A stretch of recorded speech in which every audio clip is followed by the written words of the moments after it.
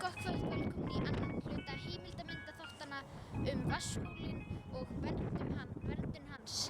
En í dag eru 6 borgarfulltrúar, meðal þeirra er borgarstjóri Reykjavíkur. Hvernig hugar þú að endaleg útfærsla hér á svæðinu muni vera? Þetta skal sjáast. Þetta verður töluvert breytt því að við erum að stækka græna svæði hérna til norðurs sem er hérna fyrir aftan ykkur. Og í staðinn fyrir að hér sé svona möl og plan að þá verður hérna leiksvæði og hverfisgarður. Þannig að við ætlum okkur að tryggja hérna verði gott leiksvæði og grænt svæði. Það mun í raun og veru stækka eftir breytingarnar.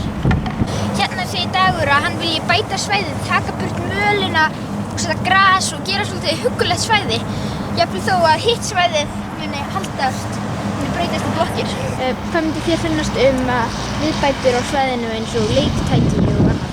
Sko, ég verð nú fyrst held ég að sjá þetta þegar þetta er allt komið til framkvæmda, en ég hef mótmælt þessum framkvæmdum alveg frá því ég kom í borgarstjórn og það meðal annars leiddi til þess að byggingamagni hérna var minnkað, þannig að mótmæli hafa árangur. Saltfiskmóinn svokallaði, hann er friðaður, en þar í kring verður síðan húsnæði fyrir ungt fólk sem er að kaupa sitt fyrsta heimili.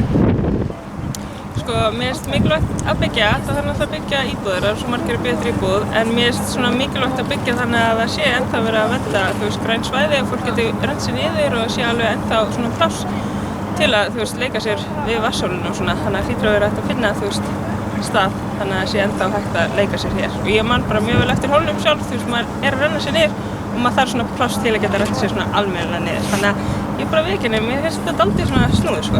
Svo verður það hérna íbúðir líka fyrir eldri borgara sem hafa minna á milli handana, tekjulága eldri borgara. Já, ég vildi náttúrulega helst bara sjá þetta svæði hérna alveg óbreytt eins og það hefur verið, því þetta er mikið hjarta hérna í hverfinu og mikilvægt útivistarsvæði fyrir ykkur og svo náttúrulega leiksvæði fyrir krakkar sem hér búa. Ég held að þetta verði flott og skemmtilegt svæði og eina skemmtilega kannski núna, þó ég skilji vel að þið sjáuð eftir þessum hluta hér þar sem að eldri borgararnir munu búa. Sko, ef það er náttúrulega kannski byggja aðeins minna hér, þannig að þetta tryggja alveg svona nógu mikið pláss í kringum hólinn, bara svo framanlega sem sé pottið þetta byggja, annars það líka þannig að sé pottið þetta tryggja, íbúðir fyrir allt fólk sem er að bíða núna.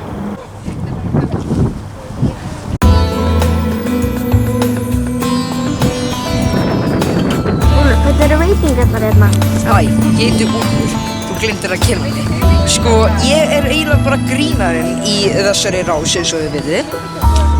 Eiginlega ekkert annað sem er sorglegt, en það er stórt markmið hjá mér að ég má aldrei gleyma að borða veitingarnar. Og þetta er frábært.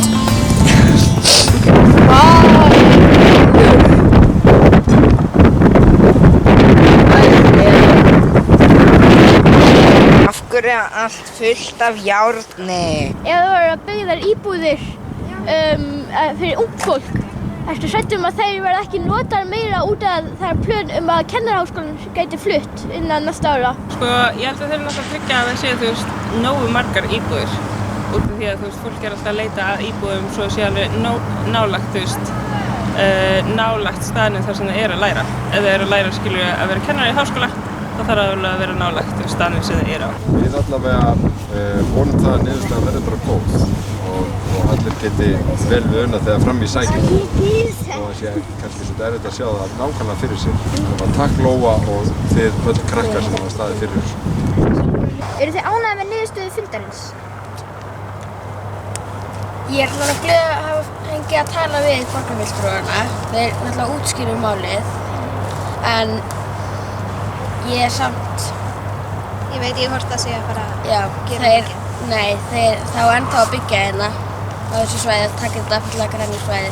Munu mótmælin halda áfram? Já, við ætlum að mótmæla aftur eftir klukkan 2.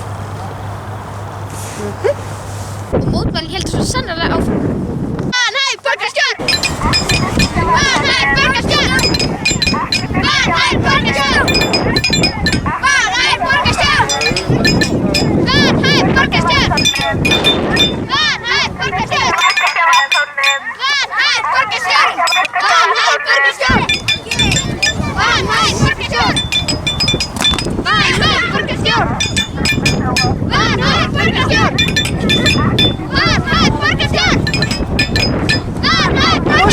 lítið af fólki.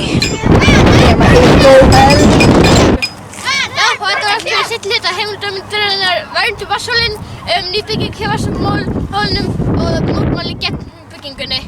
Já, og við minnum á snjaldurskinu síðan okkar. Takk fyrir okkur.